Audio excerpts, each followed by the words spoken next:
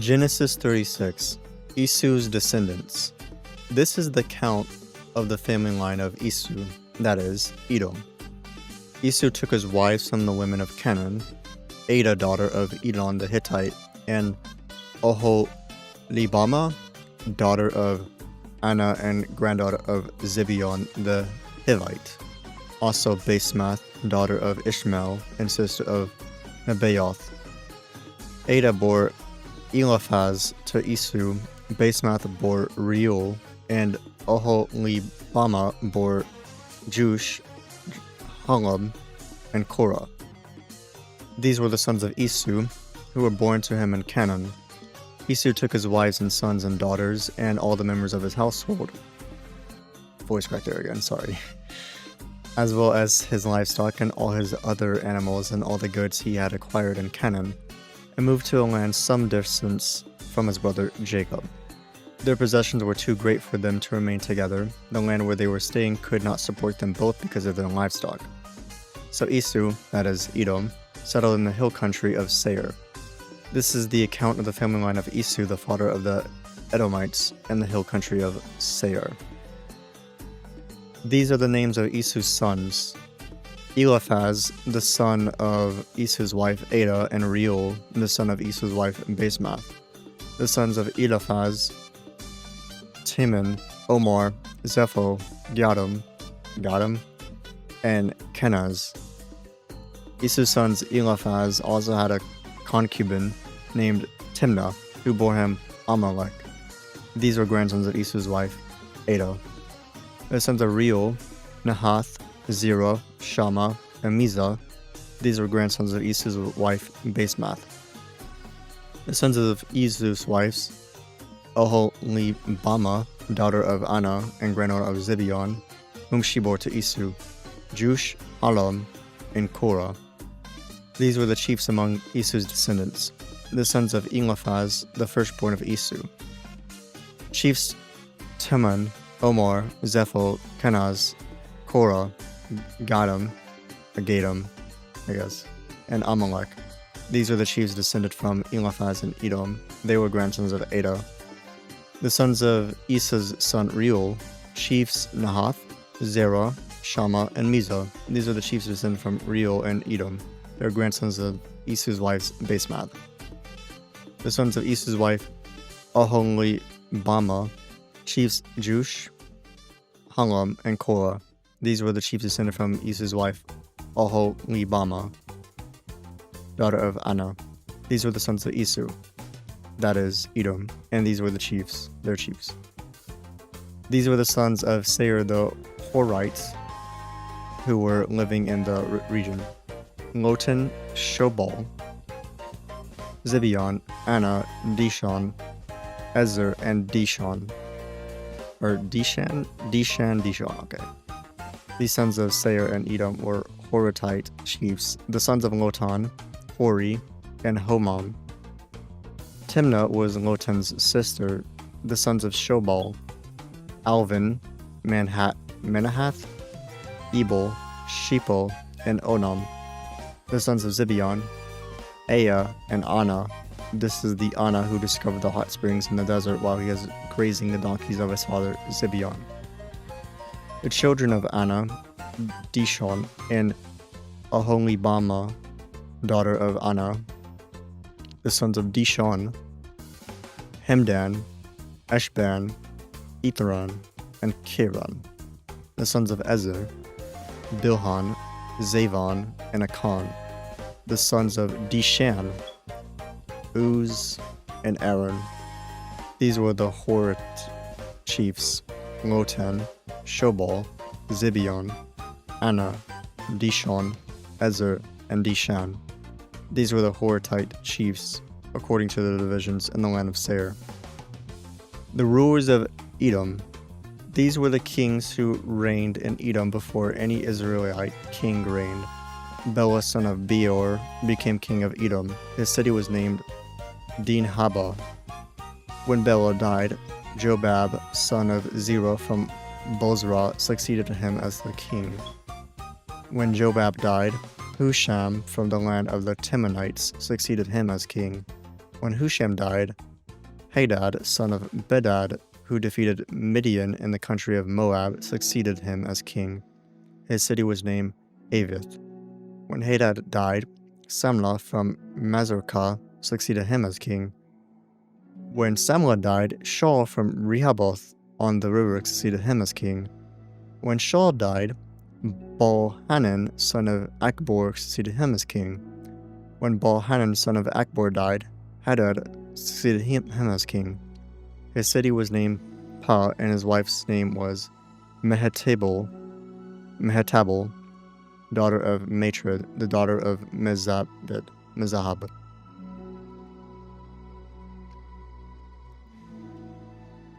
So I had to drink right there. These were the chiefs descended from Isu by name, according to their clans and regions: Timnah, Alva, Jetheth, Aholibama, Elah, Penan, Kenaz, Teman, Mibzar, Magdiel, and Eram. These were the chiefs of Edom, according to the settlements in the land they occupied. This is the family line of Isu, the father of the Edomites.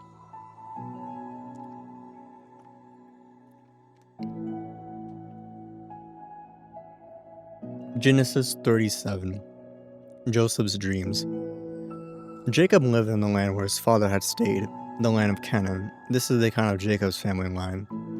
Joseph, a young man of 17, was tending the flocks with his brothers, the sons of Bela and the sons of Zilpah, his father's wives, and he brought their father a bad report about them. Now Israel loved Joseph more than any of his other sons because he had been born to him in his old age, and he made an ornate robe for him. When his brothers saw that their father loved him more than any of them, they hated him and could not speak a kind word to him.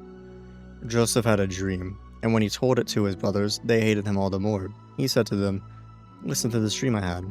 We were binding sheaves of grain out in the field when suddenly my sheaf rose and stood upright, while your sheaves gathered around mine and bowed down to it." His brothers said to him, "Do you intend to reign over us? Will you actually rule us?" They hated him all the more because of his dream and what he had said. Then he had another dream, and he told it to his brothers. "Listen," he said, "I had another dream, and this time the sun and moon and 11 stars were bowing down to me." When he told his father, as well as his brothers, his father rebuked them and said, "What is this dream you had? Will your mother and I and your brothers actually come and bow down to the ground before you?" His brothers were jealous of him, but his father kept the matter in mind. Joseph sold by his brothers. Now his brothers had gone to graze their father's flocks near Shechem, and Israel said to Joseph, "As you know, your brothers are grazing the flocks near Shechem. Come, I'm going to send you to them." "Very well," he replied. So he said to him, "Go and see if all is well with your brothers and with the flocks, and bring word back to me." Then he sent him off from the valley of Hebron. When Joseph arrived at Shechem, a man found him wandering around in the fields and asked him, "What are you looking for?" He replied, "I'm looking for my brothers. Can you tell me where they are grazing their flocks?" "They have moved on from here," the man answered. I heard them say, "Let's go to Dothan." So Joseph went after his brothers and found them near Dothan. But they saw him in the distance, and before he reached them, they plotted to kill him. "Here comes that dreamer," they said to each other. "Come now, let's kill him and throw him into one of those cisterns, and say that a ferocious animal devoured him. Then we'll see what comes of his dreams." When Reuben heard this, he tried to rescue him from their hands. "Let's not take his life," he said. "Don't shed any blood. Throw him into the cistern, and into the cistern here in the wilderness." Sorry. I don't know if I burped there. I don't know if you heard that from the mic. But don't lay a hand on him. Reuben said this to rescue him from them and take him back to his father. So when Joseph came to his brothers, they stripped him of his robe, the ornate robe he was wearing, and they took him and threw him into the cistern. The cistern was empty, there was no water in it. As they sat down to eat their meal, they looked up and saw a caravan of Ishmaelites coming from Gilead. Their camels were loaded with spices, balm, and myrrh, and they were on their way to take them down to Egypt. Judah said to his brothers, "What will we gain if we kill our brother and cover up his blood? Come, let's sell him to the Ishmaelites and not lay our hands on him. After all, he is our brother, our own flesh and blood." His brothers agreed. So when the Midianite merchants came by, his brothers pulled Joseph up out of the cistern and sold him for 20 shekels of silver to the Ishmaelites, who took him to Egypt. When Reuben returned to the cistern and saw that Joseph was not there, he tore his clothes. He went back to his brothers and said, "The boy isn't there. Where can I turn now?" Then they got Joseph's robe, slaughtered a goat and dipped the robe in the blood. They took the ornate robe back to their father and said, "We found this. Examine it to see whether it's your son's robe." He recognized it and said, "It is my son's robe. Some ferocious animal has devoured him. Joseph has surely been torn to pieces." Then Jacob tore his clothes, put on sackcloth, and mourned for his son many days. All his sons and daughters came to comfort him, but he refused to be comforted. "No," he said, "I will continue to mourn until I join my son in the grave." So his father wept for him. Meanwhile, the Midianites sold Joseph in Egypt to Potiphar, one of Pharaoh's officials, the captain of the guard. Genesis 38. Judah and Tamar. At that time, Judah left his brothers and went down to stay with a man of Adullam named Hira. There Judah met the daughter of a Canaanite man named Shua. He married her and made love to her. She became pregnant and gave birth to a son who was named She conceived him again and gave birth to a son and named him Onan. She gave birth to still another son and named him Shelah. It was at Kizib that she gave birth to him. Judah got a wife for his firstborn, and her name was Tamar. But Judah's firstborn, was wicked in the Lord's sight, so the Lord put him to death. Then Judah said to Onan, "Sleep with your brother's wife, and fulfill your duty to her as brother-in-law to raise up offspring for your brother." But Onan knew that the child would not be his. So whenever he slept with his brother's wife, he spilled his semen. Okay, that's interesting to see that here in the Bible. He spilled his semen on the ground to keep from providing offspring for his brother. I'm sorry, I'm just taken aback from the holy. Okay, I'll keep going. What he did was wicked in the Lord's sight, so the Lord put him to death also. Judah then said to his daughter-in-law Tamar, "Live as a widow in your father's household until my son Shelah grows up." For he thought, he may die too, just like his brothers. So Tamar went to live in her father's household. After a long time, Judah's wife, the daughter of Shua, died. When Judah had recovered from his grief, he went up to Timnah, to the men who were shearing his sheep, and his friend Hira the Adullamite went with him. When Tamar was told, "Your father-in-law is on his way to Timnah to shear his sheep," she took off her widow's clothes, covered herself with a veil to disguise herself, and then sat down at the entrance to Enam, which is on the road to Timnah. For she saw that, though Shelah had now grown up, she had not been given to him as his wife. When Judah saw her, he thought she was a prostitute, for she had covered her face. Not realizing that she was his daughter-in-law, he went over to her by the roadside and said, "Come now, let me sleep with you."